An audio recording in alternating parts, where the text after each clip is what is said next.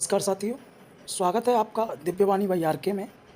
आज मैं आपको वाल्मीकि रामायण, रामचरितमानस और सुंदरकांड से संबंधित कुछ महत्वपूर्ण जानकारियाँ प्रदान करूँगा। उम्मीद करता हूँ जिन्हें सुनकर आप मंत्रमुग्ध हो जाएंगे और आत्म शांति की प्राप्ति होगी। तो शुरू करते हैं। रामायण का सबसे सुंदर और महत्वपूर्ण भाग जो है वो सुंदरकांड है। सुंदरकांड नाम क्यों पड़ा? इस कांड में सुंदर शब्द 8 बार प्रयोग हुआ है। इस बार इसलिए इस कांड का नाम सुंदरकांड पड़ा। त्रिकुटाचल के सुंदर पर्वत पर स्थित अशोक वाटिका में हनुमान और सीता जी की भेंट, माता सीता को हनुमान जी से सकारात्मक और आशापूर्ण सुंदर संदेश मिला, इसलिए यह कांड सुंदरकांड कहलाया। रामायण में सुंदरकांड का स्थान, यह रामायण का 5वां भाग है जो मुख्य रूप से हनुमान जी की भक्ति शक्ति और लंका यात्रा के चमत्कारों पर केंद्रित है। अन्य कांडों में वर्णित है बालकांड, श्री राम का जन्म और प्रारंभिक लीलाएं, अयोध्याकांड, राम का राज्याभिषेक, वनवास और केवट प्रसंग आदि। अरण्यकांड, वनवास, ऋषि मुनियों से भेंट और सुपर्ण का प्रसंग। किष्किंधाकांड, सुग्रीव से भेंट, बाली वध और मित्रता। और युद्धकांड, लंका युद्ध और रावण वध। सुंदरकांड पाठ सबसे अधिक क्यों किया जाता है, इसके पीछे भी ये तर्क है, देखेंगे। मनोवांछित फल प्राप्त करता है, ग्रह कलह, तनाव और परेशानियों को दूर करता है, भूत पिशाच नकारात्मक शक्तियों और बुरी नज़र से रक्षा करता है, आत्मविश्वास, साहस और निडरता प्रदान करता है, मन, बुद्धि और चित्त को शुद्ध कर आध्यात्मिक शांति देता है, जीवन की सफलता, सुख, शांति और समृद्धि के लिए अत्यंत श्रेष्ठ है। कब करें? मंगलवार और शनिवार को। विशेष रूप से मंगलवार और शनिवार के दिन इसके पाठ को अत्यंत फलदायी माना जाता है। पाठ का फल संकटों से रक्षा, सफलता की प्राप्ति, भय का नाश और मोक्ष मार्ग की ओर अग्रसर करता है। सुंदरकांड केवल एक पाठ ही नहीं, यह श्रद्धा, विश्वास और भक्ति की शक्ति है जो जीवन को सुंदर, सफल और सार्थक बनाती है। जय हनुमान ज्ञान गुण सागर। अब बात कर लेते हैं लक्ष्मण रेखा की।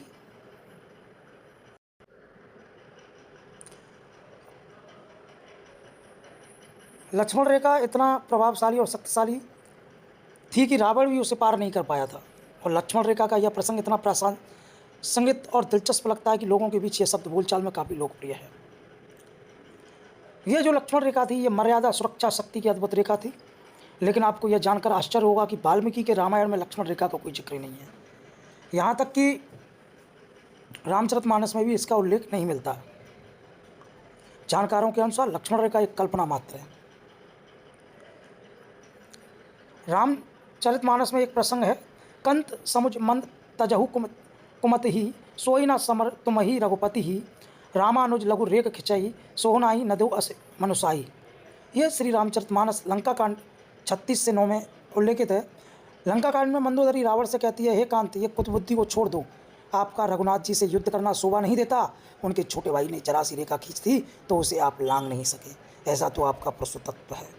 लक्ष्मण रेखा केवल एक रेखा नहीं है, ये मर्यादा, धर्म की वह सीमा है जिससे सुरक्षित रहकर भी जीवन में सुख, शांति और कल्याण संभव है। तो ये थी बात लक्ष्मण रेखा के बारे में। उर्मिला का 14 वर्षों तक सोना, अब इस पर चर्चा कर लेते हैं। उर्मिला का 14 वर्षों तक सोना रामायण कथा में लक्ष्मण के अखंड जागने की क्षमता का आधार। नंबर 1, निंद्रा देवी से वरदान। वनवास की पहली रात लक्ष्मण ने निंद्रा देवी से प्रार्थना की कि उन्हें 14 वर्षों तक नींद ना आए, ताकि वे श्री राम और माता सीता की निरंतर रक्षा कर सकें। नियम नंबर 2, निंद्रा देवी ने वरदान देने से पहले बताया कि प्रकृति के नियम के अनुसार लक्ष्मण के हिस्से की नींद का बोझ किसी और को उठाना होगा। नंबर 3, उर्मिला का त्याग। लक्ष्मण ने अनुरोध किया कि उनकी पत्नी उर्मिला उनके हिस्से की नींद ले ले। उर्मिला ने सहर्ष स्वीकार किया और अयोध्या में रहकर 14 वर्षों तक लगातार सोती रही, जिससे लक्ष्मण बिना थके जागते रहे। 4, इस त्याग के कारण ही लक्ष्मण 14 वर्षों तक निंद्राहीन रहे, जो कि एक शर्त थी जिसके तहत ही वे रावण के पुत्र मेघनाथ को मार सकते थे। इस त्याग का महत्व, उर्मिला का निस्वार्थ त्याग लक्ष्मण की अटूट जागरूकता और प्रभु श्री राम की सेवा का अद्भुत उदाहरण है। उनके इस मौन बलिदान के कारण ही धर्म की विजय संभव हो सकी और रावण पुत्र मेघनाथ इंद्रजीत का वध हुआ। एक नारी का मौन त्याग एक वीर की अटूट शक्ति और धर्म की विजय का आधार बना। तो ये था उर्मिला प्रसंग। अब बात कर लेते हैं कुंभकर्ण 6 महीने इसलिए सोता था। इसे आप जब जानोगे तो आपको आश्चर्य होगा। अब बात कर लेते हैं कुंभकर्ण 6 महीने इसलिए सोता था क्योंकि ब्रह्मा जी से वरदान मांगते समय उसकी जुबान फिसल गई। वरदान मांगने की इच्छा। कुंभकर्ण वास्तव में इंद्रासन स्वर्ग का सिंहासन मांगना चाहता था। देवी सरस्वती का प्रभाव। देवी सरस्वती ने इंद्रदेव की प्रार्थना पर जाकर कुंभकर्ण की जीभ पर विराजमान हो गई। इस प्रभाव के कारण उसके मुख से निंद्रासन सोने का आसन शब्द निकल गया।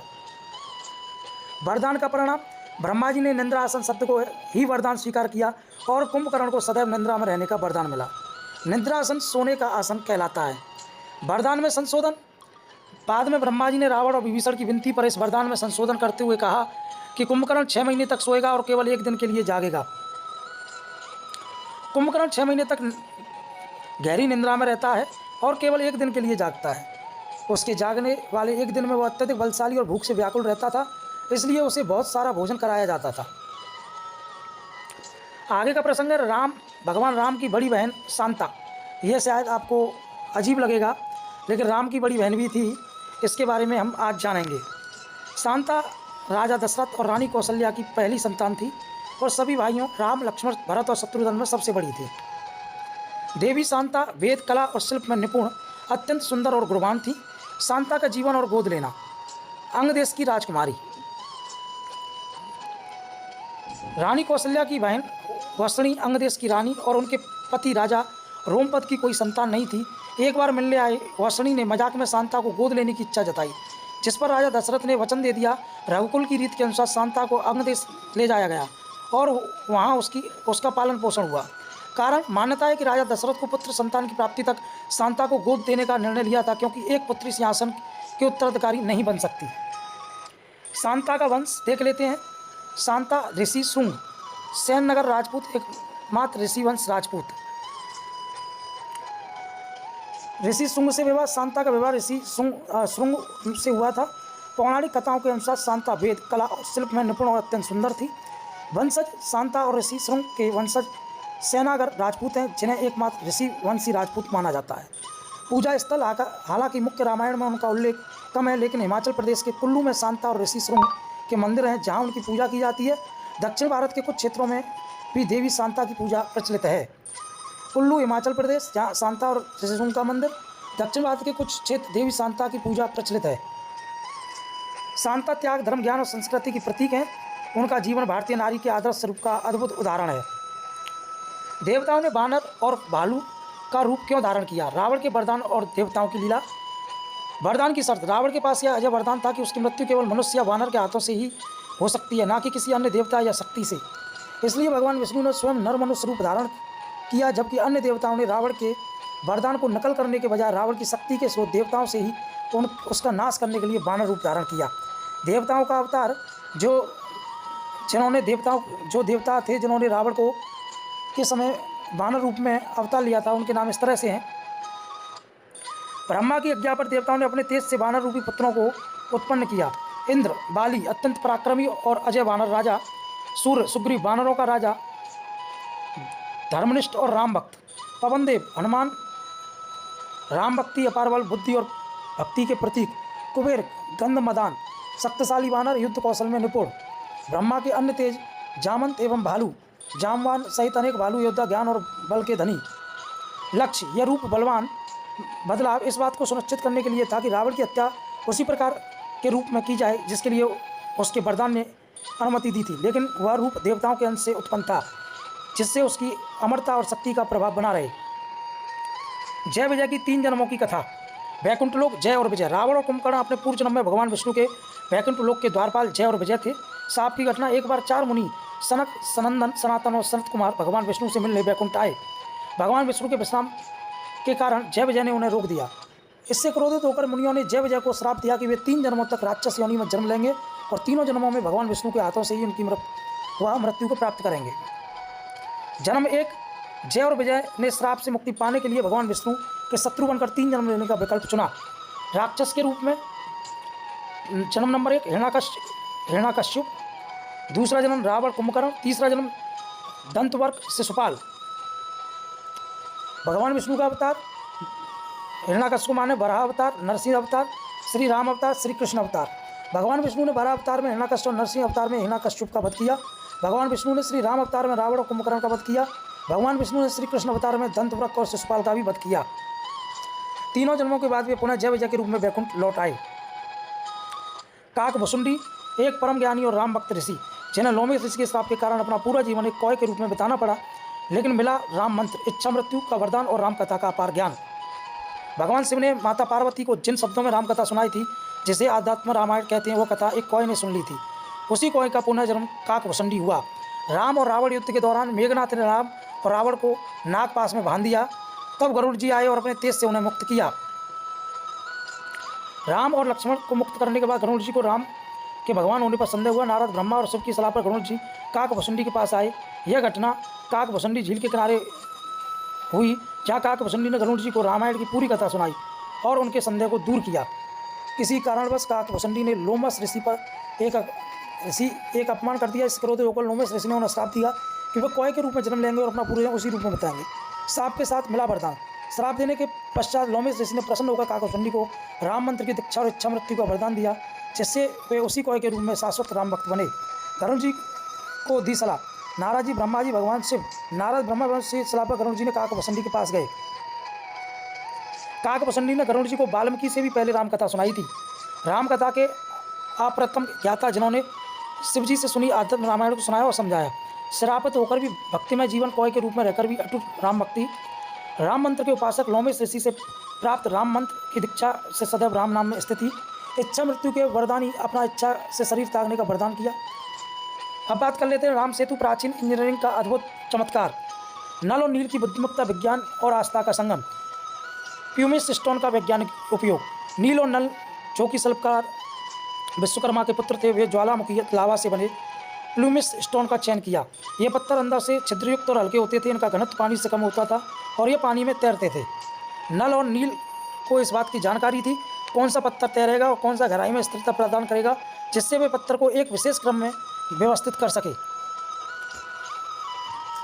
प्राचीन वस्तुकला और निर्माण प्रक्रिया, नियोजन और नेतृत्व। समुद्र देव की सलाह पर नल और नील ने पूरे पुल का डिजाइन तैयार किया। वानर सेना ने पहाड़ों से बड़े बड़े पत्थर, पेड़ के तने, मोटी शाखाएं और झाड़ियाँ एकत्रित की। नामांकन।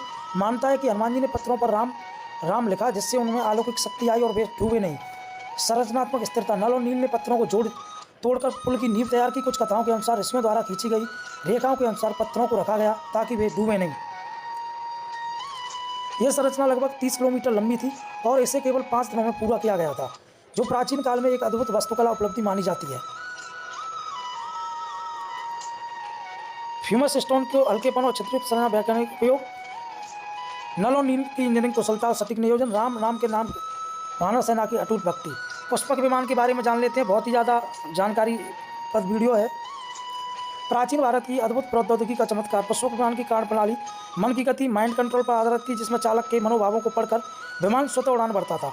इसे वायु और अग्नि की ऊर्जा से संचालित किया जाता था और कुछ मान्यताओं के अनुसार इसमें परमाणु ऊर्जा मंत्रों का भी उपयोग किया गया था। माइंड कंट्रोल प्रणाली, चालक के विचारों को पढ़कर विमान स्वतः दिशा और गति बदलता है। पर वायु ऊर्जा, अग्नि ऊर्जा और परमाणु ऊर्जा। विज्ञान की तकनीकी के मुख्य विशेषताएं। स्वचालित संचालन। विमान चालक के विचारों के अनुसार दिशा और गति बदलता था, जिसे आज के संदर्भ में कृत्रिम बुद्धिमत्ता, एआई या संवेदन तकनीक से तुलना की जाती है। आकार परिवर्तन। इसमें ऐसी उन्नत तकनीक थी कि आवश्यकता के अनुसार इसका आकार बड़ा या छोटा किया जा सकता था, जिससे यात्रियों की संख्या के अनुसार सुविधा उपलब्ध होती थी। विमान में ईंधन के रूप में तेल, पेट्रोल के साथ साथ परमाणु ऊर्जा का उपयोग होने की संभावना है, जिससे ये एक मिनट में एक स्थान से दूसरे स्थान पर पहुंच सकता था। मंत्र आधारित प्रणाली।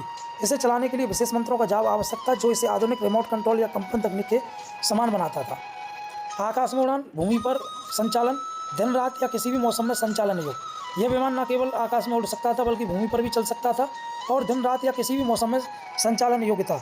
आधुनिक संदर्भ में तुलना। माइंड कंट्रोल, एआई और न्यूरो टेक्नोलॉजी, मंत्र आधारित प्रणाली, रिमोट कंट्रोल, कंपन तकनीक, ऊर्जा स्रोत। ठीक है, संजीवनी बूटी के बारे में जान लेते हैं। प्राचीन ज्ञान और आधुनिक विज्ञान का अद्भुत संगम। संजीवनी बूटी की पहचान प्राचीन चिकित्सक विज्ञान और आधुनिक वनस्पति शास्त्र के बीच एक महत्वपूर्ण सेतु है, जहाँ सेलाजिनेला वाइक्रोपिटिक्स को इसका सबसे संभावित वैज्ञानिक रूप माना जाता है। विशेषता। अंधेरे में स्वयं प्रकाशित होने वाली दिव्य बूटी। पौराणिक संदर्भ। प्राचीन ग्रंथों के अनुसार द्रोणगिरी पर्वत पर पाई जाने वाली यह बूटी अंधेरे में स्वयं प्रकाशित होती थी और 4 प्रकार की दिव्य औषधियों का स्रोत मानी जाती थी। मृत संजीवनी। मृतप्राय जीवन को पुनर्जीवित करे। विशालकरणी। घावों को भरकर शरीर को सशक्त करे। संधानकरणी। टूटी हड्डियों और अंगों को जोड़ने वाली। शरीर की कांति और ओज को बढ़ाने वाली। आधुनिक विज्ञान में पहचान रिजरेक्शन प्लांट कहा जाता है। यह भीषण सूखे सूखकर पपड़ी जैसा दिखता है, लेकिन एक बूंद पानी मिलते ही यह पुनः हरा भरा और जीवित हो जाता है। सूखे में निष्क्रिय अवस्था, पानी मिलते ही पुनर्जीवित, एंटीऑक्सीडेंट, एंटी इन्फ्लेमेटरी, एंटी फैटिंग, ये गुण शरीर में ऑक्सीजन, तनाव, सूजन, थकान बचाते हैं। आयुर्वेद में उपयोग हीट स्ट्रोक, पीलिया, कमजोरी। प्राचीन अस्त्रों की अद्वितीय शक्ति और आधुनिक तुलना। प्राचीन ग्रंथों में वर्णित ब्रह्मास्त्र, पशु पतशास्त्र की विध्वंसक शक्ति और उसके प्रभावों का वर्णन आज के परमाणु न्यूक्लियर हथियारों से काफ़ी मिलता जुलता है, जबकि ब्रह्मास्त्र प्राकृतिक तत्वों को नियंत्रित करने वाला था। ब्रह्मास्त्र परमाणु हथियारों से समानता। प्राचीन काल का सबसे घातक अस्त्र, इसके प्रयोग से होने वाले प्रभाव आधुनिक परमाणु विस्फोट से मेल खाते हैं। यह कई परमाणु बमों से अधिक शक्तिशाली था और पूरी पृथ्वी के विनाश का कारण बन सकता था। पशुपतास्त्र, भगवान शिव का परम अस्त्र, इसकी शक्ति ब्रह्मास्त्र से भी अधिक बताई गई है। यह संपूर्ण सृष्टि का संहार कर सकता है। इसका प्रभाव परमाणु हथियारों से भी अधिक विनाशकारी था। वरुणास्त्र, प्राकृतिक तत्वों को नियंत्रित करने वाला, जल के देवता वरुण का अस्त्र। यह जल, वर्ण, समुद्र की लहरों, बाढ़ जैसे प्राकृतिक तत्वों को नियंत्रित करने में सक्षम था। इसका प्रयोग रक्षा और संतुलन के लिए किया जाता था। ब्रह्मास्त्र के प्रभाव आधुनिक परमाणु हथियारों में समानता।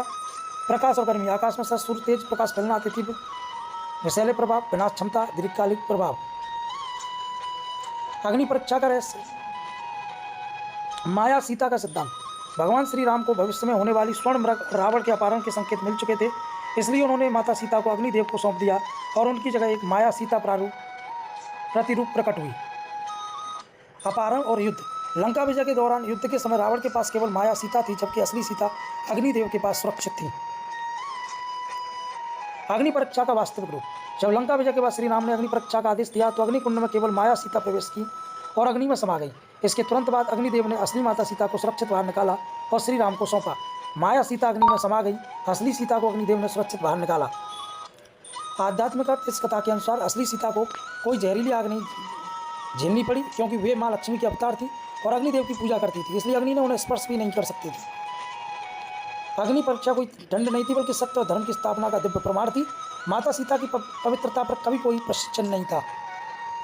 तो दोस्तों, ये था दिव्यवाणी YRK का आज का प्रसंग। उम्मीद करता हूँ ये वीडियो आपको बहुत ज़्यादा प्रभावशाली, ज्ञानवर्धक और आनंददायक लगी होगी। मिलते हैं ऐसी मज़ेदार वीडियो के साथ, तब तक के लिए जय श्री राम, जय श्री राम, जय श्री राम।